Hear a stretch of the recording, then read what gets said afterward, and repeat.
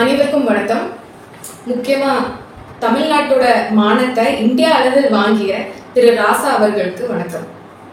கடந்த சில நாட்களுக்கு முன்பு ஒரு மேடை பேச்சுல உங்க வாய்க்கு வந்தபடி மரியாதைக்குரிய வஉசி அவர்களை பத்தி சில தவறுதலாக ஒரு செய்திகளை நீங்க சில செய்திகளை நீங்க சொன்னீங்க.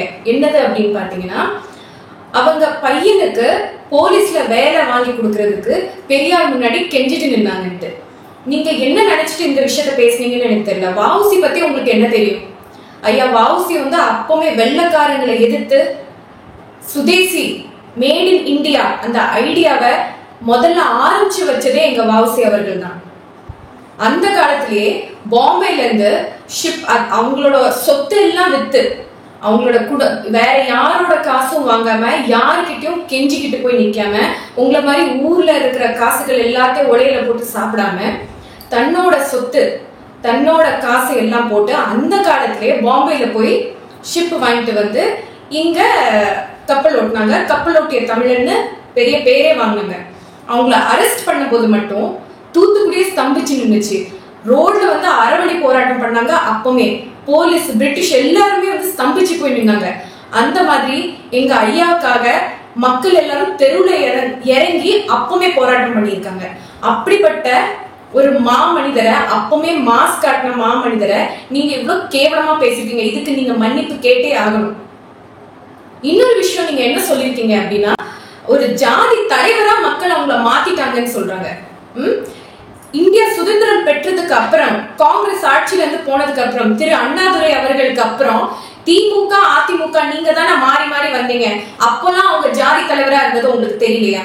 இப்பதான் உங்களுக்கு தெரியுதா? அப்பவுமே உங்களால திருத்த முடியல. இப்போ நீங்க இவ்வளவு வருஷத்துக்கு அப்புறம் ஜாதி தலைவரா கொண்டாடினாங்கன்னு சொல்றீங்களா? உங்கள்ட்ட யாருன்னு சொன்னாங்க அவங்கள ஜாதி தலைவரா கொண்டாடினாங்கன்னு? நாங்கன்னா அவங்கள சாமி மாதிரி வணங்கிட்டு இருக்கோம். அவங்க யாருக்கிட்ட அவங்க உயிரோட இருக்கும் போது யாருக்கிட்டையும் கையேந்தி நிக்கல. அதே வம்சத்துல சேர்ந்த அவங்களோட சமுதாய மக்களும் இப்ப அப்படிதான் வாழ்ந்துட்டு வராங்க.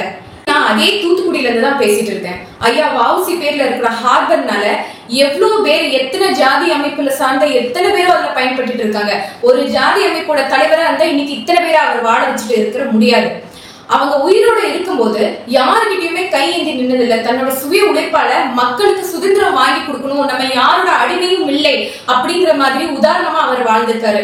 அவரோட வம்சாவளியில வந்தவங்க இப்ப எப்படி இருக்காங்கன்னு நீங்க யாராச்சும் போய் பாத்தீங்களா? அவங்களுக்கு என்ன வேணும், என்ன தேவை, எது இல்லைன்னு பாத்தீங்களா? அவங்களோட சமூகத்தை சேர்ந்த எத்தனையோ மக்கள் இன்னைக்கு கஷ்டப்பட்டு இருக்காங்க. நீங்க இடபிள்யூஎஸ் கொடுத்தீங்களா? அவங்களுக்கு சமுதாய அதிகாரம் எதுவுமே இல்லாம அவங்க எவ்வளவு கஷ்டத்துல இருக்கிறாங்க, அவங்களோட குரல்களை நீங்க கேட்டீங்களா? அதெல்லாம் எதுவுமே இல்ல. அரசியல் அவங்கள ஒரு ஜாதி தலைவர் அப்படின்னு நீங்க கொஞ்சம் கூட யோசிக்காம இந்த விஷயங்களை நீங்க பேசுறீங்க. அந்த சமுதாயத்தை சேர்ந்த ஆட்களுக்கு எப்படி மனசு புண்பட்டிருக்கும் கொஞ்சம் யோசிச்சு பாருங்க.